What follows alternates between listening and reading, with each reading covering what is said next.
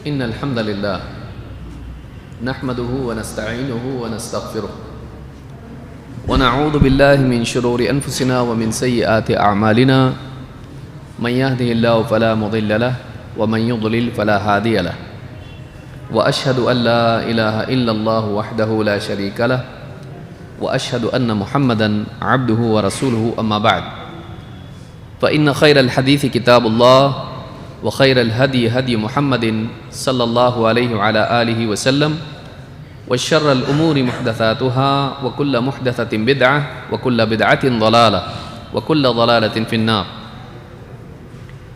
قال الله تبارك وتعالى وأنزل الله عليك الكتاب والحكمة وعلمك ما لم تكن تعلم وكان فضل الله عليك عظيما. میرے محترم دینی بھائیوں، نوجوان ساتھیوں اور قابل احترام ماں اور بہنوں، اللہ رب العالمین نے ساری انسانیت پر احسان فرمایا جب اللہ تعالیٰ نے محمد عربی صلی اللہ علیہ وسلم جیسا عظیم رسول انسانیت کو عطا کیا. آپ کے دنیا میں تشریف لانے سے پہلے، آپ کی نبوت سے پہلے ساری انسانیت گمراہی کے اندھیرے میں ڈوبی ہوئی تھی. شرک، کفر، قتل، زنا، سود، ظلم، آپسی جنگیں اور اللہ کے توحید کے گھر کو بتوں سے بھر دینا، یہ ساری برائیاں اس معاشرے میں تھیں. بیٹیوں کا زندہ دفن کرنا، فقر و فاقے کے خوف سے اپنی اولاد ہی کو مار ڈالنا، قبائلی عار کی وجہ سے اپنی بیٹیوں کو دفن کرنا، یہ ساری برائیاں اس معاشرے میں تھیں. محمد عربی صلی اللہ علیہ وسلم کی تشریف آوری، آپ کی بعثت، آپ کی نبوت سے دنیا کا حال بدل گیا. عرب کے اس ریگستان میں جو عقیدے اور اخلاقی اعتبار سے بھی ایک ریگستان ہی بن چکا تھا، اس ماحول میں اللہ کے نبی صلی اللہ علیہ وسلم نے توحید کی دعوت دی اور لوگوں کو اللہ کی طرف سے آئی ہوئی وحی کی تعلیم دی. اللہ تعالیٰ نے آپ کو قرآن کریم جیسی عظیم الشان کتاب عطا فرمائی جو قیامت تک باقی رہنے والی ہے، جس کے بارے میں اللہ تعالیٰ نے خود فرمایا لا یأتیہ الباطل من بین یدیہ ولا من خلفہ، کہ باطل نہ اس کے آگے سے آ سکتا ہے نہ پیچھے سے. نہ نبی تک پہنچنے میں باطل شامل ہو سکتا ہے، نہ نبی کے پاس پہنچنے کے بعد قیامت تک باطل اس میں آ سکتا ہے. اللہ تعالیٰ نے اس کتاب کی حفاظت کی اور اس کتاب میں وہ ساری چیزیں بیان کر دیں جن کی انسان کو اللہ تک پہنچنے اور آخرت میں کامیاب ہونے کے لیے ضرورت ہے.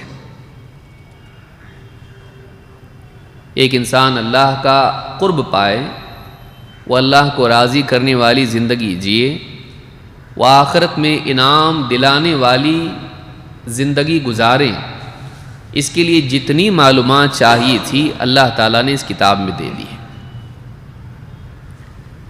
لیکن اللہ رب العالمین نے اس کتاب کو قیامت تک کے لیے بنایا ہے. اس کتاب کو قیامت تک کے لیے اصول حیات، زندگی کا قاعدہ، اللہ کی مرضیات بتانے والا علم اس کتاب کو قرار دیا ہے. یہ قیامت تک باقی رہے گی. اور اس زمانے میں بھی اور بعد کے زمانوں میں بھی لوگوں کے حالات، ملکی حالات، علاقائی حالات، زمانوں کے حالات بدلتے رہیں گے. وہاں بھی لوگ الگ الگ قبیلوں میں بٹے ہوئے تھے اور مختلف ملکوں میں بٹے ہوئے تھے. ان تمام حالات کے اعتبار سے رہنمائی اس کتاب میں ہے. یہ کتاب کسی ایک علاقے کے لیے نہیں، یہ کتاب کسی ایک خاص دور کے لیے نہیں ہے، یہ قیامت تک کے لیے ہے اور سارے عالمین کے لیے ہے. اللہ رب العالمین نے یہ کتاب آپ کو عطا کی تو اس کتاب کے الفاظ آپ کو عطا کیے، لیکن اسی کے ساتھ ساتھ اس کتاب کا فہم بھی آپ کو عطا کیا کہ کس بات کا کیا مطلب ہے، پھر یہ بھی بتایا کہ کس حکم پر کیسے عمل کرنا ہے۔ یہ ساری تفصیلات اللہ رب العالمین نے آپ کو عطا فرمائی، اسی لیے اللہ نے قرآن کریم میں فرمایا وَأَنزَلَ اللَّهُ عَلَيْكَ الْكِتَابَ وَالْحِكْمَةَ وَعَلَّمَكَ مَا لَمْ تَكُنْ تَعْلَمْ وَكَانَ فَضْلُ اللَّهِ عَلَيْكَ عَظِيمًا۔ اے نبی، اللہ تعالیٰ نے آپ پر یہ کتاب نازل کی ہے اور اسی کے ساتھ ساتھ حکمت بھی نازل کی ہے۔ وَأَنزَلَ اللَّهُ عَلَيْكَ الْكِتَابَ، اللہ نے کتاب نازل کی، والحکمہ، اور حکمت بھی نازل کی ہے، وَعَلَّمَكَ مَا لَمْ تَكُنْ تَعْلَمْ، اور آپ کو وہ سکھایا جو آپ نہیں جانتے تھے، وَكَانَ فَضْلُ اللَّهِ عَلَيْكَ عَظِيمًا، اور اللہ تعالیٰ کا آپ پر عظیم فضل رہا ہے، ہمیشہ سے آپ پر اللہ کا فضل رہا ہے۔ تو اس آیت سے معلوم ہوا کہ اللہ تعالیٰ نے پیارے رسول صلی اللہ علیہ وسلم پر جہاں کتاب نازل کی وہیں آپ پر حکمت بھی نازل کی ہے، اور اسی حکمت کا نام سنت ہے۔ اسی حکمت کا نام سنت ہے۔ حکمت کا معنی ہوتا ہے سوجھ بوجھ، گہری سمجھ، گہری سمجھ۔ اللہ نے یہ کتاب دی تو اس کتاب کا فہم بھی آپ کو عطا کیا کہ کون سی بات کا کیا مطلب ہے، کون سے حکم پر کیسے عمل کیا جائے۔ اللہ نے بتایا کہ نماز قائم کرنا ہے تو اللہ تعالیٰ نے پیارے رسول صلی اللہ علیہ وسلم کو یہ بھی بتایا کہ نماز کیسے قائم کرنا ہے۔ زکوٰۃ کا حکم دیا تو زکوٰۃ کی تفصیلات آپ کو سمجھائیں کہ زکوٰۃ کس چیز میں سے نکالی جائے، کب نکالی جائے، کتنی نکالی جائے۔ یہ ساری تفصیلات قرآن میں نہیں ہے، اللہ تعالیٰ نے یہ تفصیلات پیارے رسول صلی اللہ علیہ وسلم کو قرآن کے ساتھ عطا کی، اسی لیے اللہ تعالیٰ نے یہاں دو چیزوں کا ذکر کیا ہے۔ فرمایا وَأَنزَلَ اللَّهُ عَلَيْكَ الْكِتَابَ وَالْحِكْمَةَ، اے نبی، اللہ تعالیٰ نے آپ پر کتاب نازل کی اور حکمت نازل کی ہے۔ تو کتاب تو قرآن ہے، لیکن اس کے ساتھ ایک اور چیز نازل ہوئی ہے، وہ کیا ہے؟ حکمت۔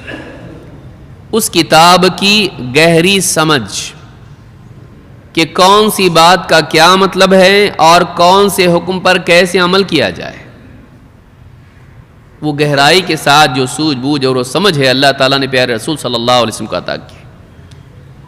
اگر ایک آدمی کتاب کو لے لیکن حکمت کو نہ لے تو ایسا آدمی علم سے محروم ہے،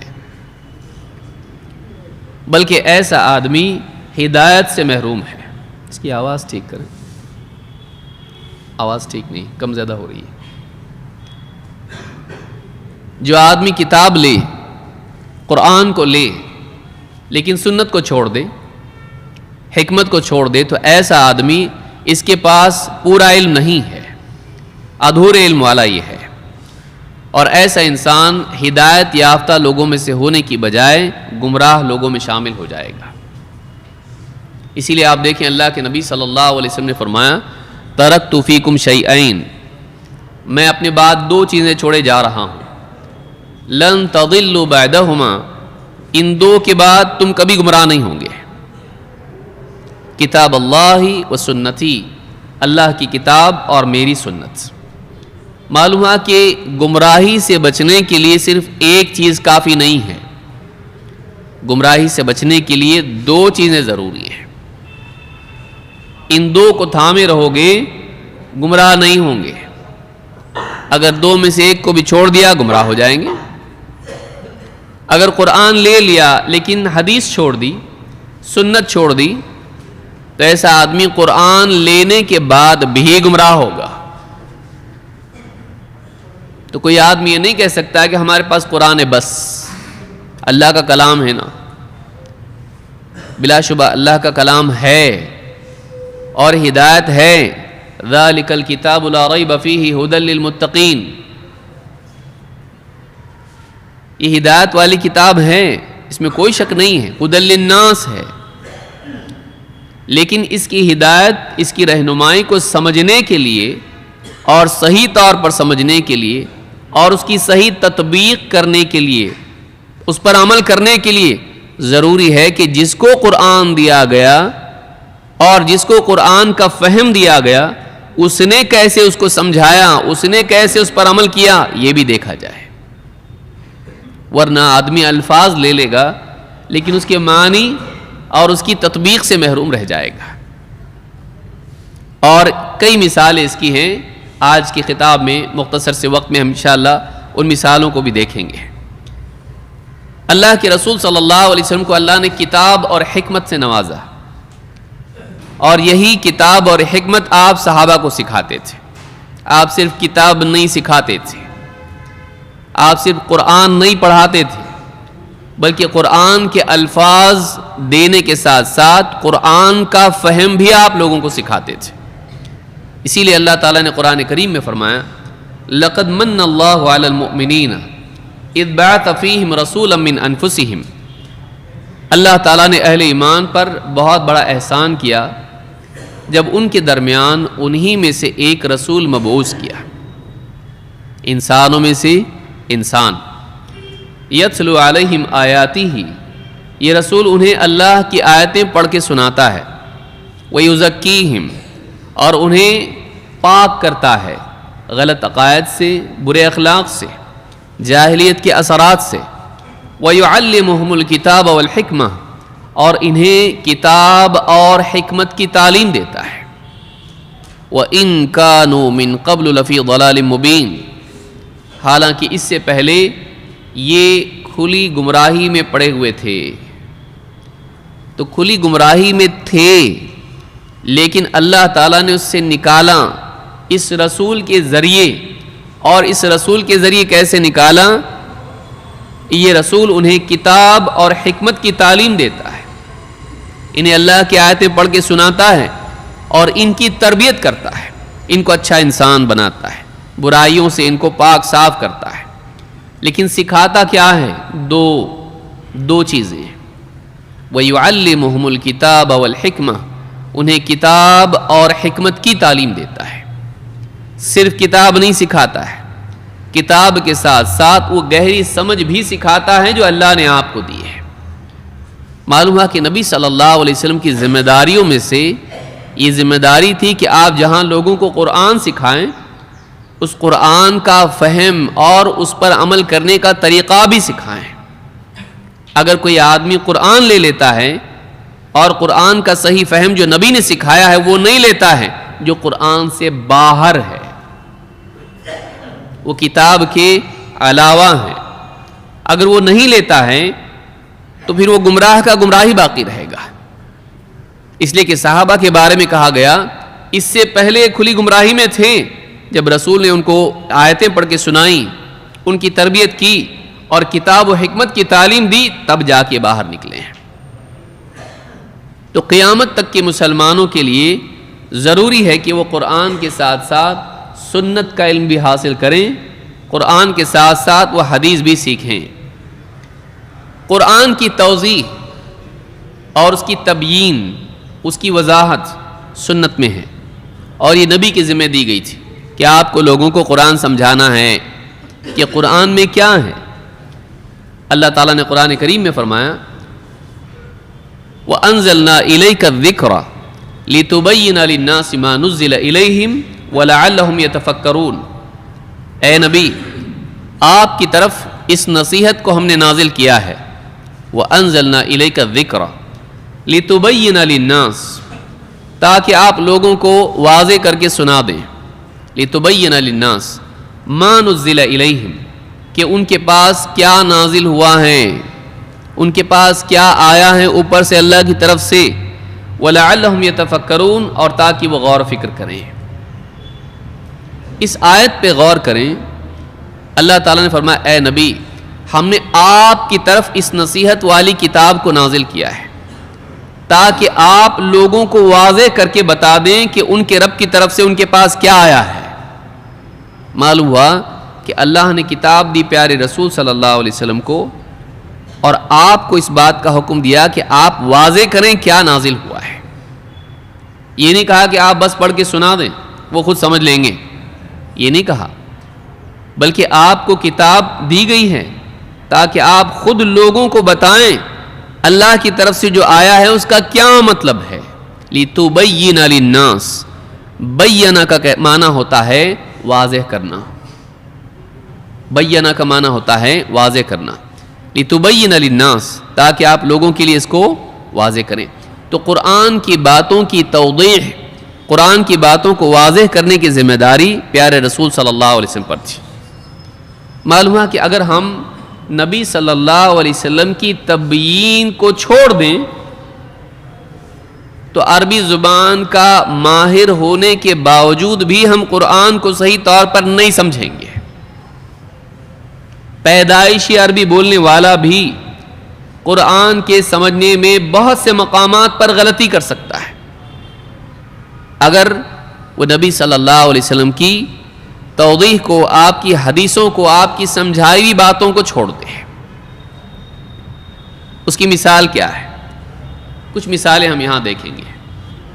پہلی مثال عقیدے کے معاملے میں، اللہ تعالیٰ نے قرآن کریم میں آیت نازل کی، الذین آمنوا ولم یلبسوا ایمانہم بظلم اولئک لہم الامن وہم مہتدون۔ جو لوگ ایمان لائے اور انہوں نے اپنے ایمان میں ظلم کی ملاوٹ نہیں کی۔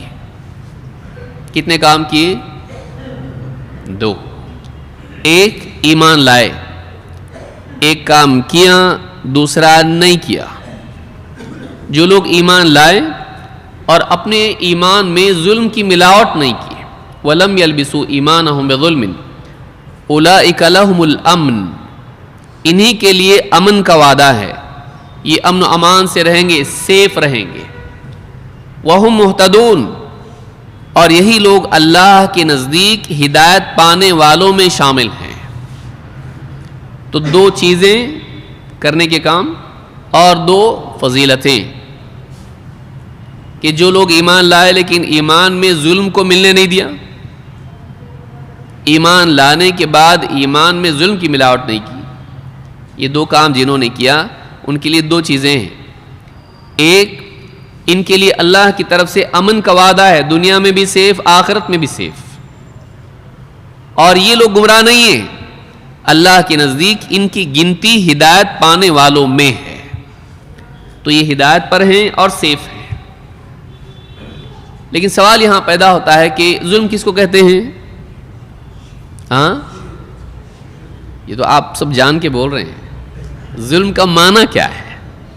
ظلم کا معنی ہے کسی کا حق اس کو نہیں دینا، اور عام طور سے ہمارے ہاں ظلم بولا جاتا ہے بھئی اس نے اس پہ ظلم کیا، مارا پیٹا، یا اپنے اوپر ہی ظلم کر لیا۔ کیسے کہ ایک انسان گناہ کرے، اسی لیے آپ دیکھیے اللہ کا حکم توڑنے پر اللہ نے کہا تھا پیڑ کے قریب مت جاؤ، آدم علیہ السلام سے کہا تھا، لیکن وہ گئے، شیطان نے دھوکہ دیا، تو جب احساس ہوا کہ بھول ہو گئی تو کیا کہا؟ ربنا ظلمنا انفسنا، اے ہمارے رب ہم نے اپنے اوپر ظلم کر لیا۔ تو جب بھی آدمی اللہ کا حکم توڑتا ہے وہ اپنے اوپر ظلم کرتا ہے، وہ اپنے آپ کو اللہ کی رحمت سے، جنت سے محروم کر لیتا ہے، یہ اپنے اوپر ظلم ہے، یہ اپنا بھلا نہ چاہنا ہے۔ تو یا تو دوسرے پہ ظلم ہوتا ہے یا تو اپنے پہ ہوتا ہے۔ جب یہ آیت نازل ہوئی تو صحابہ کے لیے بڑا پریشان کن معاملہ پیش آیا ہے۔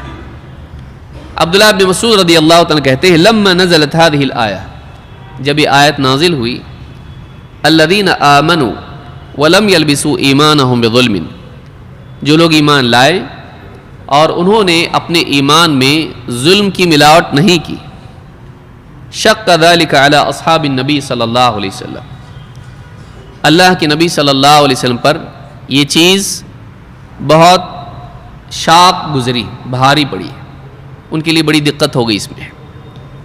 وقالوا اینا لم یظلم نفسہ، انہوں نے کہا ہم میں سے کون ہے جس نے اپنے اوپر ظلم نہ کیا؟ اینا لم یظلم نفسہ، ہم میں سے ہر ایک سے کچھ نہ کچھ غلطی تو ہوتی ہے، ہم میں سے ہر ایک کوئی نہ کوئی گناہ تو کر بیٹھتا ہے، اللہ کا حکم کبھی نہ کبھی ہم سے ٹوٹتا ہی ہے۔ تو اللہ کے نبی صلی اللہ علیہ وسلم کے پاس گئے، اللہ کے رسول یہ آیت نازل ہوئی ہے، ہم میں سے کون ایسا ہے جس سے کچھ غلطی نہیں ہوتی ہے؟ کچھ نہ کچھ گناہ تو انسان سے ہوتا ہے، حدیث میں بھی ہے کل ابن آدم خطاء، آدم کی اولاد سب کی سب خطا کار ہے، ہر ایک سے غلطی ہوتی ہے۔ تو ہم میں سے کون ایسا ہے جس سے ظلم نہ ہوا ہو، اپنے اوپر گناہ نہ ہوا ہو؟ تو اس آیت میں تو آ رہا ہے کہ جو ایمان لایا اور ظلم نہیں کیا ان کے لیے آخرت میں امن ہے، تو ہم تو امن نہیں پائیں گے، ہم تو پھنس گئے۔ ہم میں سے کوئی ایک بھی ایسا نہیں جس سے کچھ بھول چوک غلطی نہ ہوئی ہو۔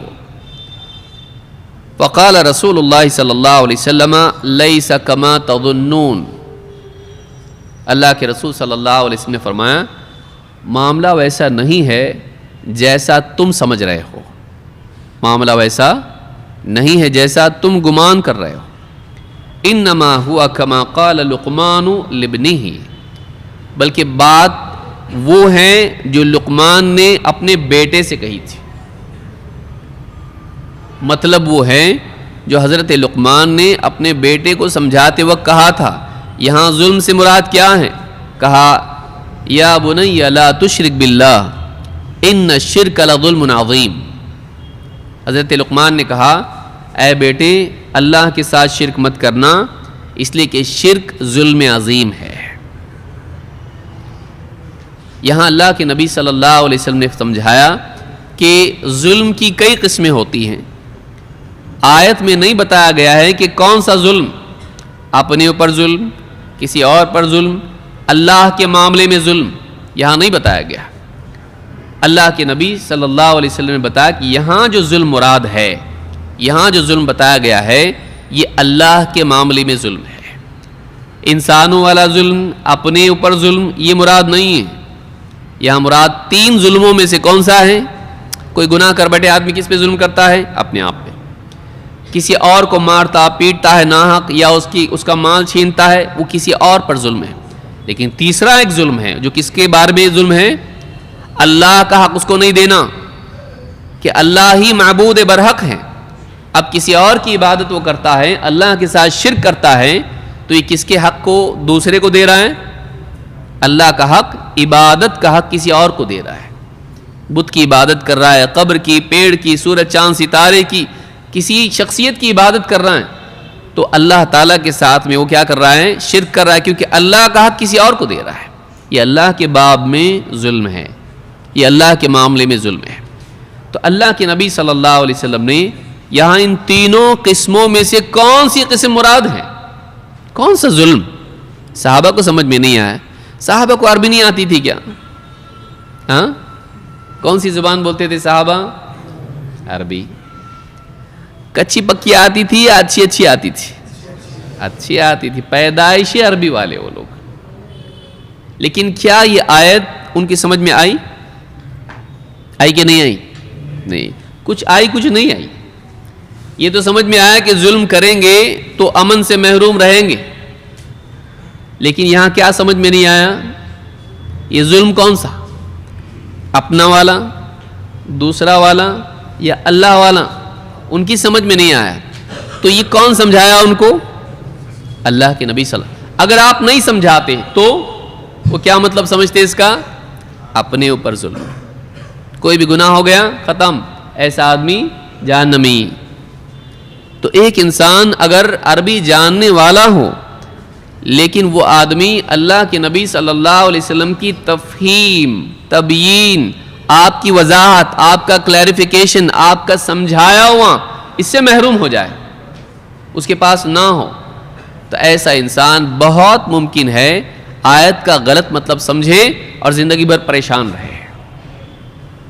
تو آپ نے فرمایا لیس کما تظنون انما ہوا کما قال لقمان لابنہ، بات ویسی نہیں جسے تم سمجھ رہے ہو، معاملہ وہ ہے جو لقمان نے اپنے بیٹے سے کہا تھا، یا بنیا لا تشرک باللہ ان الشرک لظلم عظیم، اے بیٹے اللہ کے ساتھ شرک مت کرنا، اس لیے کہ شرک ظلم عظیم ہے۔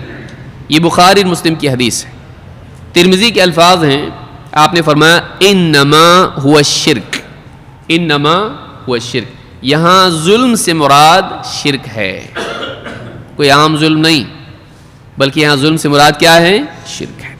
تو آپ دیکھیے ایک آیت ہے جو صحابہ کو عربی جاننے کے باوجود بھی سمجھ میں نہیں آئی، اور کسی کو بھی سمجھ میں نہیں آئی۔ کس نے سمجھایا ان کو؟ اگر نبی صلی اللہ علیہ وسلم کی حدیث وہ چھوڑ دیتے اور صرف قرآن لے لیتے، زندگی بھر پریشان رہتے۔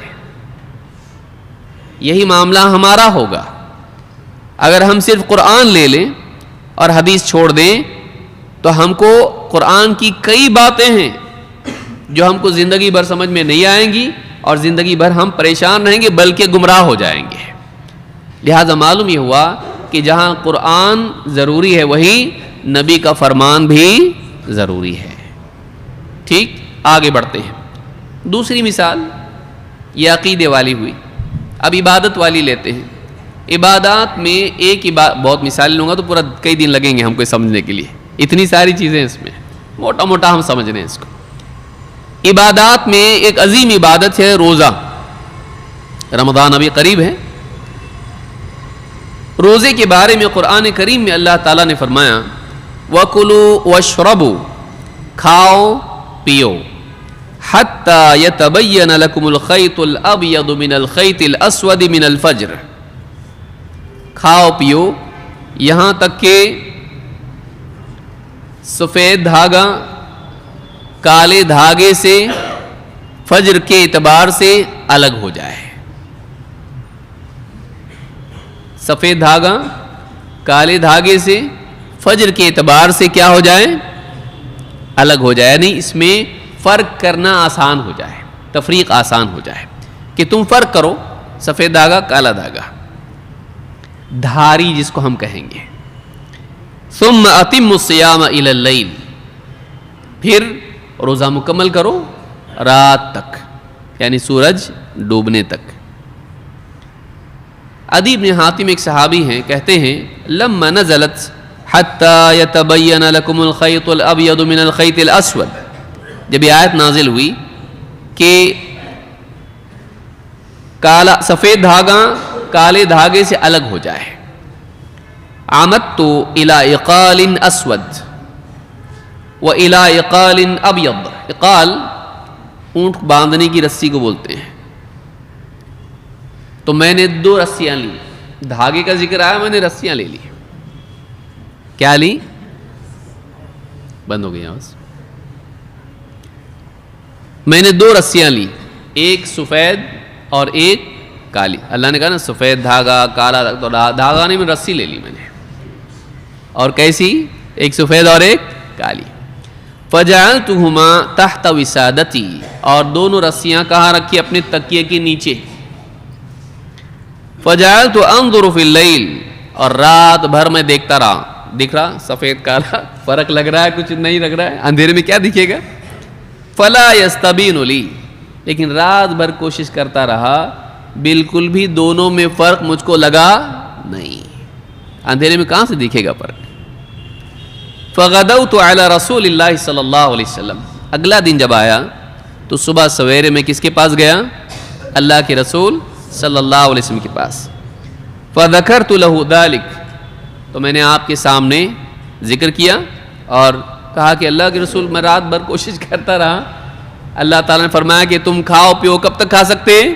یعنی سحری کا وقت کب تک باقی رہے گا؟ جب تک کہ تم دونوں میں فرق کرو، فرق جب ہونے لگے ختم۔ تو بولے فرق ہوا ہی نہیں، دیکھتا رہا رات بھر لیکن دونوں میں فرق نہیں کر پایا، تو کب وقت ختم ہو گیا سمجھ میں نہیں آیا۔ آپ صلی اللہ علیہ وسلم نے فرمایا، ایک روایت میں ہے آپ نے فرمایا، صحابی کہتے ہیں، اب صحیح ہے، صحابی کہتے ہیں فَذَكَرْتُ ذَلِكَ لِرَسُولِ اللَّهِ صلی اللہ علیہ وسلم فَضَحِكَ، جب میں نے اللہ کے رسول صلی اللہ علیہ وسلم کے سامنے یہ ذکر کیا آپ ہنسے۔ ہنس دیے. اور ایک اور روایت میں، یہ ابو داؤد کی روایت ہے، بخاری مسلم کی ایک اور روایت میں آپ نے فرمایا ان وسادک اذن لعریض، اگر ایسا ہے تو تیرا تکیہ تو بہت چوڑا ہو گیا. یعنی جو بات ہو رہی وہ آسمان کی ہو رہی، تکیے کی نہیں. تو آپ نے کہا اگر ایسا ہے کہ تجھ کو تکیے کے نیچے تو نے رسی رکھی اور رات بھر دیکھتا رہا تو تیرا تکیہ تو بہت بڑا ہو گیا. ان وسادک اذن لعریض ان کان الخیط الابیض والاسود تحت وسادتک، اگر وہ جو قرآن میں آیا ہے سفید دھاگا کالا دھاگا یہ تیرے تکیے کے نیچے تھا اگر، تو تیرا تکیہ تو بہت بڑا ہو گیا، مطلب آسمان کتنا بڑا ہو گیا تیرا تکیہ. آپ ہنسے اور آپ نے کہا انما ذالک سواد اللیل و بیاض النہار، یہاں کالا دھاگا سفید دھاگا جو اس سے مراد ہے رات کا اندھیرا اور صبح کا اجالا. گاؤں والوں کو اچھا سمجھتا ہے کہ وہ آسمان میں جب دیکھتے ہیں ایک دم فرق محسوس ہونے لگتا ہے، اجالا اور اندھیرا باقی رہتا ہے، تو لکیر جو ہو جاتی ہے اس طرح سے فرق ہو جاتا ہے اور فجر کا وقت ہو گیا محسوس ہوتا ہے. حدیث میں اور تفصیلات بھی اس کی آئی ہے. تو دیکھنا کہاں تھا؟ یہ دیکھ رہے کہاں تھے؟ تکیے کے نیچے. اسی لیے آپ صلی اللہ علیہ وسلم نے فرمایا یہ تیرا تکیہ تو بہت بڑا ہے. ہاں ماشاء اللہ بہت بڑا تکیہ ہے تیرا. تو آپ ہنس دیے اس پر. صحابی کو عربی نہیں آتی تھی؟ آتی تھی نا کہ نہیں آتی تھی؟ ہاں عربی ان کو آتی تھی، وہ پلے بڑے اس معاشرے میں تھے. اور قرآن کون سی زبان میں ہے؟ عربی میں ہے. وہ عربی بولنے والے، قرآن عربی میں، لیکن سمجھا ان کو. اچھا مسلمان تھے کہ نہیں؟ وہ مسلمان تھے. نہیں بھائی کافر کو نہیں سمجھتا ہے. ہاں تو مسلمان تو ہے نا، نبی صلی اللہ علیہ وسلم کی پرورش میں پلے بڑے ہیں. اور یہ مدینہ کی بات ہے، مکہ کی بھی نہیں کہ ابھی سمجھ میں نہیں آ رہا کچھ. ہاں مدینہ کی بات ہے، احکام مدینہ میں نازل ہوئے. 13 سال آلریڈی ہو چکے ہیں مکہ والے، اب مدینہ میں پھر بھی نہیں سمجھا. اور یہ جمعہ 8 دن کورس کیا، 2 ہفتے کا، اور پورا قرآن سمجھ میں آ جا رہا اس کو. آتا؟ سوچیے 20 دن میں پورا قرآن سمجھ میں آئے گا؟ ماشاء اللہ. مدرسے والے پاگل ہے سب، خامخواہ وقت ضائع کر رہے ہیں. ایسے آدمی کو امام بنائیں گے اگر 20 دن والا، ہاں وہ 40 دن کی طرح بھی پڑھائے گا. قرآن کی بہت ساری باتیں سمجھنا بہت آسان ہے، لیکن قرآن کی بہت ساری باتیں ایسی ہیں جو آدمی صرف عربی جاننے سے نہیں سمجھ سکتا ہے. ہم یہ نہیں کہتے کہ قرآن کی کوئی بات نہیں سمجھ سکتا، ایسا نہیں ہے. قرآن کی بہت ساری باتیں ایسی ہیں کہ جو معمولی عربی جاننے والا بھی سمجھ سکتا ہے. قل هو اللہ احد، کہو وہ اللہ ہے ایک. لیکن اللہ الصمد پر جب آئے گا، الصمد کا کیا معنی ہے، اب سوال پیدا ہوگا کہ صمد کس کو کہتے ہیں. پھر اس کو گہرائی سے معلوم کرنا پڑے گا کہ صمد کا معنی کیا ہے. بلکہ بعض اوقات خالی ترجمہ پڑھنے والا تو بڑا گڑبڑ ہو سکتا ہے. بہت سارے اردو ترجموں میں کیا ہے، کہو اللہ الصمد، اللہ بے نیاز. تو اب ایک صاحب بولنے لگے، جب ان کو سمجھایا کسی نے بھائی بزرگوں کے نام کی نظر نیاز نہیں کرتے، اللہ کے نام کی کرتے ہیں. تو بولے گا اللہ کے نام کی، اللہ بے نیاز ہے. اللہ کی تو ہوتی ہی نہیں ہے. ہوتی کس کی ہے؟ قرآن میں اللہ بے نیاز ہے، تو نیاز اللہ کے نام کی نہیں ہوتی. کس کے نام کی ہوتی ہے؟ بزرگوں کے نام کی. سوچیے کہ آدمی کیا مطلب لے گا صرف ترجمے کی بنیاد پر. بول نہیں سکتے. کہاں چلا جائے گا آدمی؟ ایمان کی بجائے شرک میں چلا جائے گا وہ. لہذا قرآن کو سمجھنے کے لیے عربی زبان ضروری ہے. واقعی اگر سمجھنا ہے قرآن کو تو، لیکن صرف عربی کافی نہیں ہے. عربی کے ساتھ ساتھ سنت کا علم ہونا بھی ضروری. اس کے علاوہ بھی چیزیں ہیں، لیکن نمبر 1 پہ کیا آئے گا؟ سنت ہونا چاہیے، کیونکہ اللہ نے ذمہ داری پیارے رسول صلی اللہ علیہ وسلم کو دی تھی. تو کہتے ہیں کہ اللہ کے نبی صلی اللہ علیہ وسلم نے فرمایا انما ذالک سواد اللیل و بیاض النہار. یہاں جو کالا دھاگا سفید دھاگا کہا گیا ہے اس سے مراد رات کا اندھیرا اور صبح کا اجالا ہے. جو جمع جہاں ہوتے ہیں وہ ایک فرق محسوس ہوتا ہے سفید اور کالا. تو یہاں یہ مراد ہے, نہ یہ کہ کالی رسی اور سفید رسی. تو صحابی کو بھی سمجھنے میں غلطی ہو گئی. نبی صلی اللہ علیہ وسلم نے سمجھایا تو سمجھ میں آیا. جہاں رسول صلی اللہ علیہ وسلم کی تبیین ہے, قرآن کی تبیین, قرآن میں یہ بات آئی آپ نے سمجھائی, قرآن میں یہ حکم آیا آپ نے سمجھایا. لیکن یہ ضروری نہیں ہے کہ ہر بات دین کی صرف قرآن میں ہو. کچھ باتیں ایسی ہیں جو قرآن کے باہر بھی اللہ تعالیٰ نے پیارے رسول صلی اللہ علیہ وسلم کو دی ہے. اس کا تذکرہ قرآن میں نہیں ہے, لیکن اس کی بنیاد قرآن پر ہے, کیونکہ اللہ تعالیٰ نے مستقلاً دو چیزوں کے دینے کا ذکر کیا. کہا وَأَنزَلَ اللَّهُ عَلَيْكَ الْكِتَابَ وَالْحِكْمَةَ وَعَلَّمَكَ مَا لَمْ تَكُنْ تَعْلَمْ. اے نبی ہم نے آپ پر کتاب بھی نازل کی اور حکمت بھی نازل کی. تو قرآن دیا اور اس کے ساتھ حکمت بھی دی. بہت سارے احکام ایسے ہیں جو قرآن میں نہیں ہے. آپ بولیں گے ایسا کیسا ہوتا ہے؟ ٹھیک ہے, جنازے کا غسل قرآن میں ہے تو کیا کریں گے؟ اب جو آدمی صرف قرآن کو مانتا ہے اور حدیث پر عمل نہیں کرتا ہے تو مرنے کے بعد باپ کو, بھائی کو, خود اس کو غسل دیا جائے کہ نہیں دیا جائے؟ اللہ تعالیٰ نے بہت سارے احکام اجمالی طور پر قرآن میں بیان کیے, موٹے موٹے.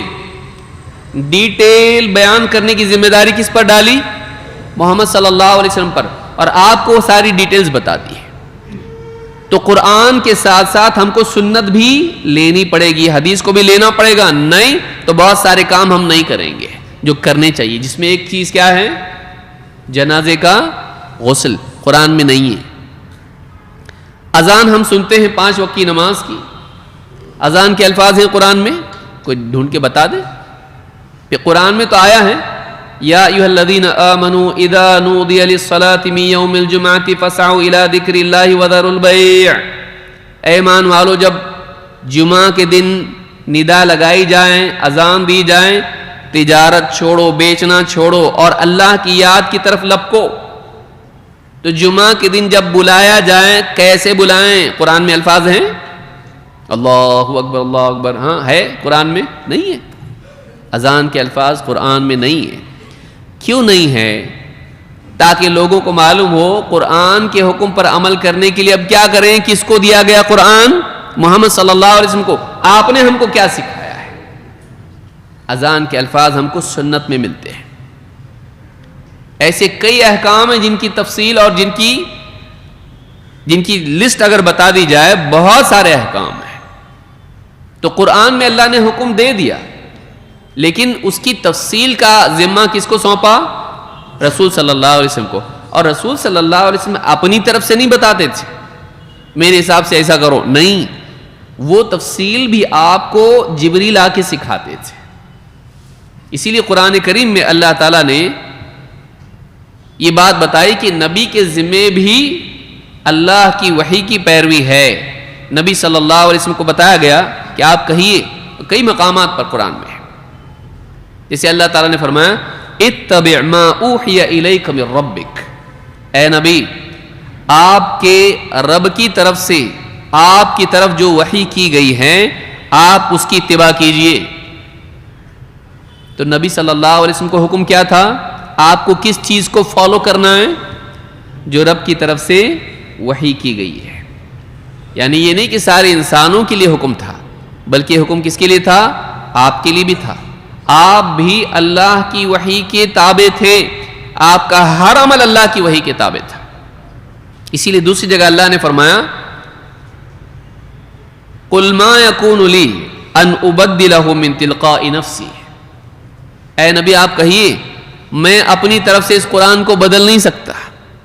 مشرکین آتے تھے دوسری کتاب لاؤ, یہ نہیں چاہیے ہم کو, دوسری کتاب لاؤ, یا ایک کام کرو اس میں تھوڑا چینج کرو, بتوں کے بارے میں نہیں ہونا چاہیے اس میں, ہاں ہماری جو غلطیاں اس کے بارے میں نہیں, تھوڑا چینج کرو اس کو. مشرکین ڈیمانڈ کرتے تھے, قرآن میں اللہ نے ذکر کیا ہے وَإِذَا تُتْلَى عَلَيْهِمْ آيَاتُنَا بَيِّنَاتٍ, جب ان کے سامنے ہماری واضح آیتیں پڑھ کے سنائی جاتی ہیں, قَالَ الَّذِينَ لَا يَرْجُونَ لِقَاءَنَا, وہ لوگ جو ہماری ملاقات کا خوف نہیں رکھتے, قیامت کے دن کا ڈر نہیں رکھتے, کیا کہتے ہیں ائْتِ بِقُرْآنٍ غَيْرِ هَذَا أَوْ بَدِّلْهُ, اس قرآن کے علاوہ دوسرا قرآن لاؤ, چینج دا بک, دوسری کتاب لاؤ, یہ کتاب نہیں چاہیے ہم کو, یا تو کتاب ہی چینج کر دو, او بدلہ, یا اس کی باتوں میں تبدیلی کرو, یا تو پوری کتاب چھوڑ کے دوسری کتاب لاؤ, یا ٹھیک ہے کتاب رہنے دو لیکن کچھ باتیں اس میں کی کیا کرو, چینج کرو. کس کی ڈیمانڈ ہے یہ؟ مشرکین کی ڈیمانڈ ہے. ایسا ہوتا رسول کا کام پہنچانا ہوتا ہے, بدلنا نہیں ہوتا ہے.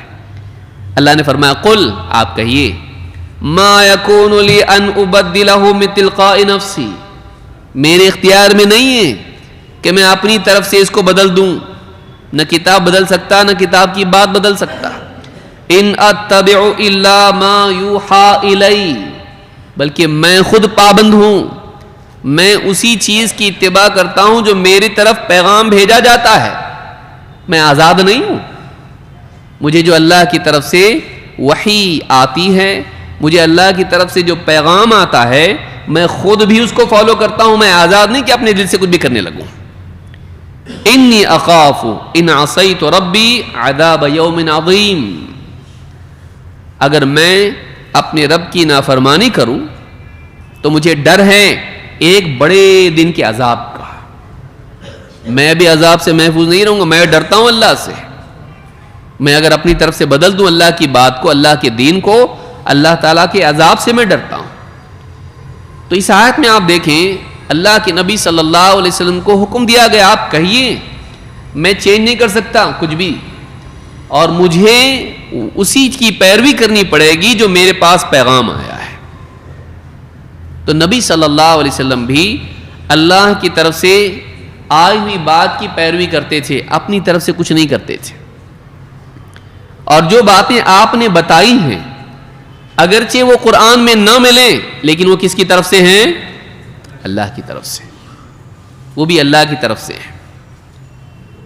لہذا کوئی آدمی یہ کہے کہ ہم کو داڑھی کا حکم قرآن میں نہیں ملتا, ہم کو فلاں چیز کے بارے میں قرآن میں نہیں ملتا ہے, تو ہم اتنا ہی مانیں گے جتنا قرآن میں ہے, اس کے علاوہ ہم کچھ نہیں لیں گے. گمراہ آدمی ہے یہ. بلکہ جو آدمی علی الاطلاق ساری حدیثوں کا انکار کر دے وہ کافر ہے, وہ مسلمان نہیں ہے, اسلام سے باہر ہے.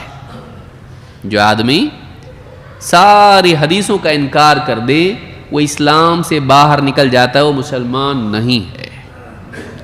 بلکہ جو آدمی اللہ کے نبی صلی اللہ علیہ وسلم کی ایک بات جانتے بوجھتے کہ یہ رسول کی بات ہے, اگر ایک بات کا بھی انکار کر دے میں نہیں مانتا اس کو, تو ایسا آدمی جہالت میں ہو سکتا ہے, اس کو معلوم نہ ہو. کوئی آدمی اس کے سامنے حدیث بیان کرے, اس کو نہیں معلوم ہو کہ اللہ کے نبی کی بات ہے, کہ میں نہیں مانتا اس کو, اب کافر نہیں ہوا.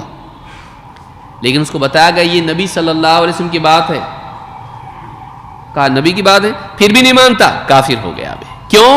اب اس نے انکار کس کا کیا؟ بتانے والے کا نہیں. اب اس نے کس کا انکار کیا؟ نبی صلی اللہ علیہ وسلم کا. تو کسی ایک بات کا بھی انکار کرنا کیا ہے؟ کفر ہے. ٹھیک ہے اگر وہ مانتا ہو یہ حدیث صحیح نہیں ہے, ضعیف حدیث ہے, جھوٹی حدیث ہے, اگر یہ مانتا ہے تو کافر نہیں ہوگا, کیونکہ وہ نبی کی بات اس کو مانتا نہیں ہے. لیکن نبی کی بات ہے لیکن پھر بھی نہیں مان رہا اس کو, تو اب کیا ہوا؟ اس نے انکار کس کا کیا؟ نبی صلی اللہ علیہ وسلم کا. تو چاہے کوئی بات قرآن میں ہو یا نہ ہو, نبی صلی اللہ علیہ وسلم کی بات ماننا ہمارے لیے کیا ہے؟ لازم. کوئی آدمی شرط لگاتا میں نبی صلی اللہ علیہ وسلم کی وہی بات مانوں گا جو قرآن میں بھی ہو, تو کیا ڈبل سیم بات اللہ دے گا؟ سوچئے آپ, عقل ہے اس کو؟ بھائی دونوں باتیں سیم ہیں تو پھر ڈبل ہو گیا نا. یہ تو اللہ نے کیا فرمایا؟ وَأَنزَلَ اللَّهُ عَلَيْكَ الْكِتَابَ وَالْحِكْمَةَ, اللہ تعالیٰ نے آپ پر کتاب نازل کی اور کتاب کی گہری سمجھ حکمت نازل کی.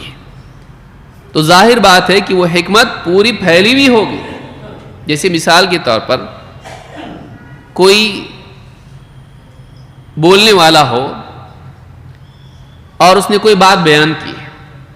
آپ کے گھر میں کوئی بزرگ ہو, بولے یہ جو بول رہے سمجھ میں نہیں آ رہا, ڈاکٹر صاحب کیا بول رہے ہیں. اپنے بازو میں بیٹا بیٹھا ہوا اس کو بولے ذرا کیا بول رہے سمجھا ذرا, تو جو ڈاکٹر نے بولا وہی ریپیٹ کر رہا ہو. بولے سنا میں نے لیکن سمجھا نہیں. تو بولے ہاں ڈاکٹر بول رہے ایسا کرو, بس جو وہ بولا وہ ریپیٹ کر رہا ہے. سمجھ میں آیا؟ ایسا کرنا چاہیے اس کو. وہ کیا کرے گا؟ بات کو سمجھائے گا, واضح کرے گا, بات بڑھے گی. تو اس کی بات میں جو بات چھپی ہوئی ہے بتانے والے کی, اس کو سمجھنے والا سمجھتا ہے اور اس کو سمجھاتا ہے. لیکن اگر اسی کو ریپیٹ کیا جائے تو ریپیٹیشن ہے. تو جو آدمی کہے کہ وہ جو بات حدیث میں ہے وہ قرآن میں بھی ہونا چاہیے, تو ریپیٹیشن ہوا ہی ہے. قرآن میں جو باتیں ہیں حدیث میں اس کی توضیح ہے, اور بہت ساری باتیں اللہ تعالیٰ نے قرآن کے علاوہ اپنے نبی کو بتائی ہے. کیونکہ دین صرف قرآن کا نام نہیں ہے, دین صرف قرآن میں نہیں ہے, قرآن کے ساتھ ساتھ سنت میں بھی دین ہے. یہ ہمارا عقیدہ نہیں ہے, یہ ہمارا اصول نہیں ہے کہ صرف قرآن میں پورا دین ہے. نہیں, قرآن کے ساتھ ساتھ سنت بھی ہے. پورا دین قرآن و سنت پر ہے. اسی لیے اللہ نے فرمایا قل اطیعوا اللہ والرسول, اے نبی اللہ کی مان, اے سارے انسانوں سے کہا جا رہا ہے قل اطیعوا اللہ والرسول, اے نبی آپ کہہ دیجئے اللہ کی مانو اور رسول کی مانو. فَإِن تَوَلَّوْا فَإِنَّ اللَّهَ لَا يُحِبُّ الْكَافِرِينَ, اگر یہ پیٹ پھیر کے نکل جائیں تو اللہ تعالیٰ کافروں کو پسند نہیں کرتا ہے. تو اللہ نے صرف نہیں کہا اللہ کی مانو, اللہ کی مانو اور رسول کی مانو.